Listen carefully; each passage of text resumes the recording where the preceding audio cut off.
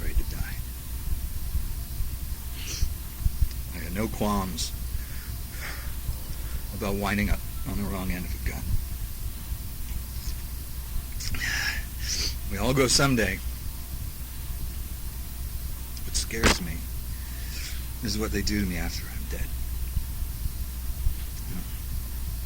Maybe they leave my body intact, make an open casket martyr out of me. That ain't likely. See, I think the chances are that they're going to cremate me and burn me like a stack of banned books. And then they'll take the propaganda machine out for a victory lap and scatter my ashes like so much confetti in a ticker tape parade. Because who doesn't love a parade, right? Who doesn't love a parade? Well, I don't. Listen, kids, I don't know what Treglazov has in store for you, but whatever he gives you going forward is too little, too late.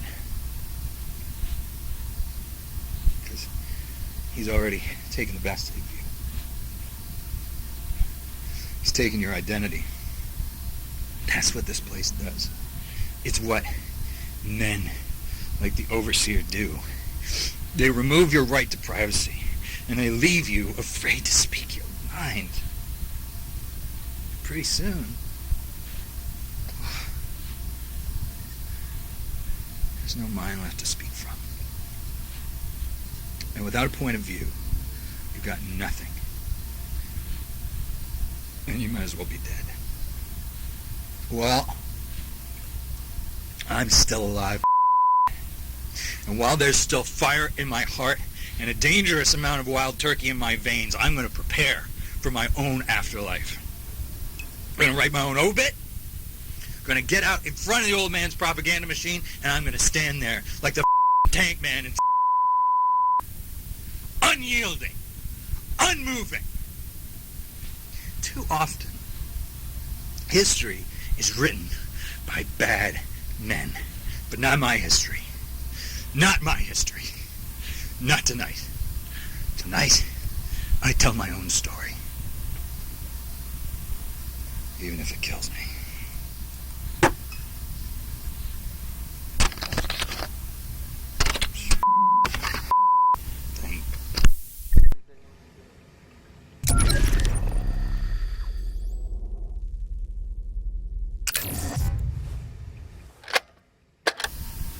Zager here. Now, to all of you budding revolutionaries, I wanted to give a word of advice. The best way to fight fire is with more fire. Why do protests fail? Well, protests fail because the protesters bring knives to a gunfight. Nobody listens to a knife. If you want to get the Prizrak's attention, you need to learn to speak their language.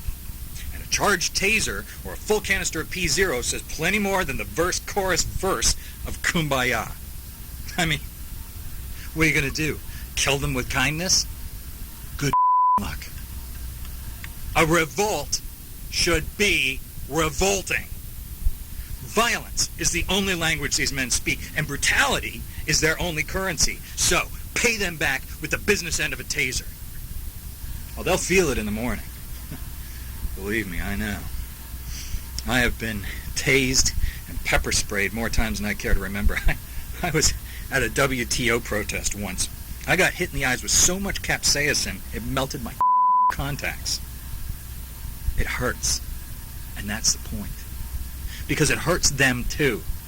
Listen, the uprising begins the moment you are willing to fight fire with fire. This is what you have to do. Destiny's online too, so pick up the phone already. This is Zager telling you not to say peace. Because peace is for chumps.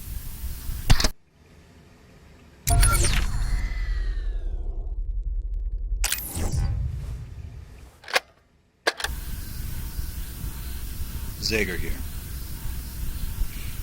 Today, all Prizrak were required to report to the reading room for a mandatory audience with the Overseer. Wait, I'm sorry, correction. The few and the proud were pleasantly surprised to find themselves graced by a visit from the Big Cheese himself. His Majesty treated our hometown heroes to a few select passages from his manifesto. And after all the applause, he even sat down to sign a few copies. So about this time, I'm off. I'm wandering the halls, doing a bit of reconnaissance when some FOB Prizrak found me and dragged me along. As luck would have it, I had a manifesto with me.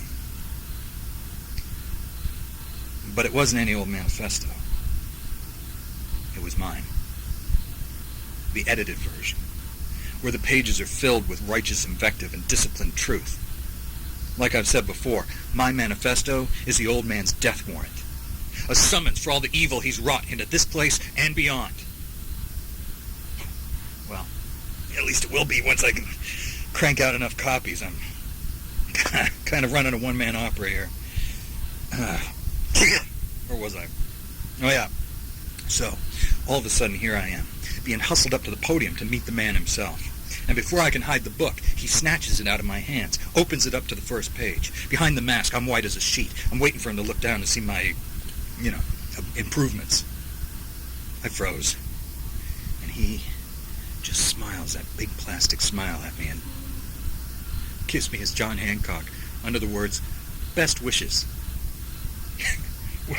So he hands it over. Off I go, and, well, here I am. I wonder if that smug Treglazov could appreciate the irony of signing his own death warrant. I know I do.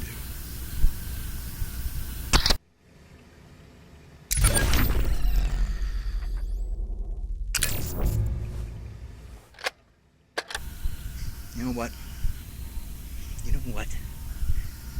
Privacy is dead. Somehow, I'm still alive. It's missing. And someone's been in here. I swear it. I know what you're probably thinking. And yeah, I am paranoid. But you'd be paranoid too if everyone was always out to get you. I swear I put these pictures away before I left. And I scattered everywhere. Maybe was I just drunk? No. Someone was here. I can't stay here. Whoever it was, whoever messed with my stuff, they'll be back.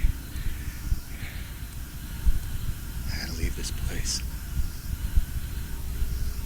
I suppose it was only a matter of time. Keeping a secret from the overseer is hard enough. Keeping a secret room, well, that's nearly impossible. I'm gonna have to burn this spot and move on now.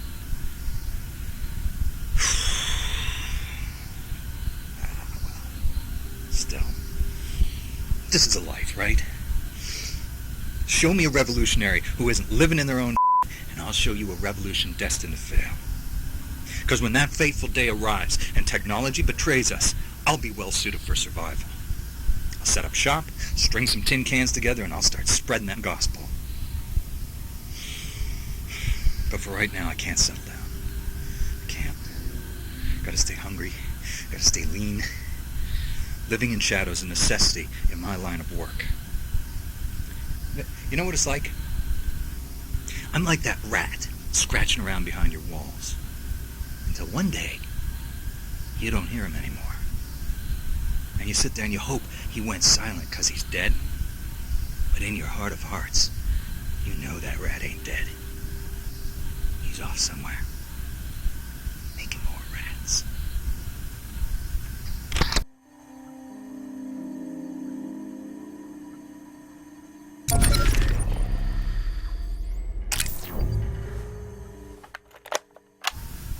Know your enemies. I'm not talking about those that come at you with clenched fists, but with open arms. I'm not talking about that creepy old Victorian on the hill with the rickety shutter and the murder crows perched on the roof. No, that's too easy to see. I'm talking about the charming Mediterranean split level with the 2.5 kids in the yard. The one that looks warm and inviting, and you don't realize you're in a frame until you step inside and that big door swings shut on you. That is the Real House of Horrors. Not Derringer. Not Derringer. A blind man could see through his brand of corporate evil. I'm talking about Treglazov. I'm talking about his mouthpiece, Maddie Sade, a resident journalist. A woman who's literally in bed with the overseer. Or has been. People talk. Anyway.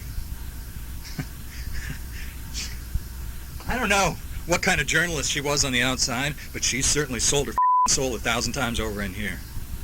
And what makes her so insidious is that she's too damn pretty. She's the plastic that'll melt first and cause a grease fire when the revolution heats up. She tells her lies through a megawatt smile. But for now, she's more dangerous than Derringer or any of those masked chumps. Even Mireille and all her empty promises have got nothing on Maddie. Actually, bad example. Mireille has got something on everyone. I've seen the files. Huh. You know? That gives me an idea.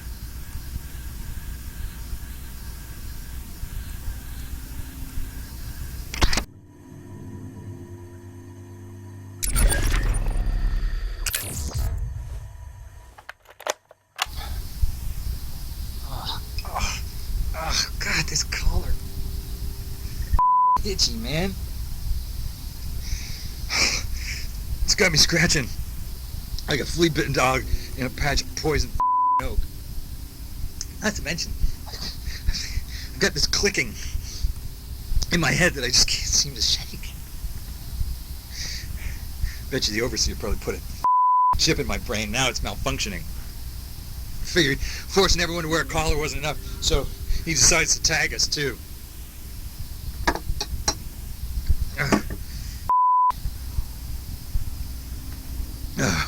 I have got an epic case of cabin fever. I think maybe I'm going crazy. Crazier than usual. I gotta get out of here. I tell you, my mind, it's melting. It's dripping out of my ears. It's all this technology, this invisible energy. It's cutting